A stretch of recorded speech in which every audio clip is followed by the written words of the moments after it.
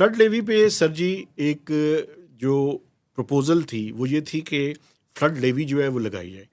Flood levy کا دیکھیں دو aspect ہیں جن میں بات کرنی بڑی ضروری ہے. ایک تو ابھی فلڈ کے ڈیمیجز سارے پتہ نہیں چلے پوری طرح سے. ایک تو ان پہ کام ہو رہا ہے, کچھ چیزیں سامنے آئی بھی ہیں جس میں مثلا رائس کی کراپ جو ہے 15% ڈیمیج ہوئی ہے, آپ کی کاٹن جو ہے وہ کوئی 9 سے 10% ہے, ہاں جی, اور جو شوگر کین ہے وہ بھی 5 to 7% ہے.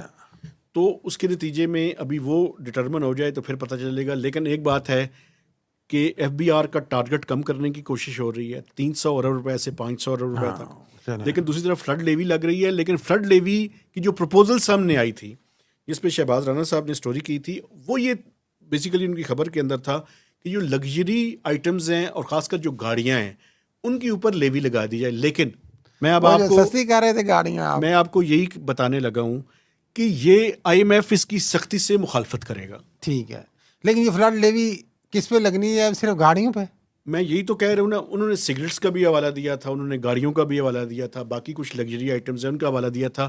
امپورٹس پہ آئی ایم ایف سخت مخالفت کرے گا. آئی ایم ایف کس چیز کی حمایت کر سکتا ہے؟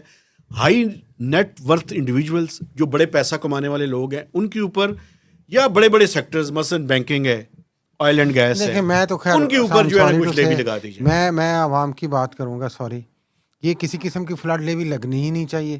آپ نے بڑوں سے پیسے لینے ہیں, وہ خود کہیں انہیں بھائی سیلاب میں لوگوں کی مدد کریں, جو کچھ کراپس کا ہوا ہے کوئی سسٹم بنایا ہے حکومت. یہ کیا بات ہے اٹھا کے کاربن لیوی لگا دو, اٹھا کے فلڈ لیوی لگا دو, چونا سارا پاکستان کے عوام کو ہی آپ نے لگانا ہے. پھر بھی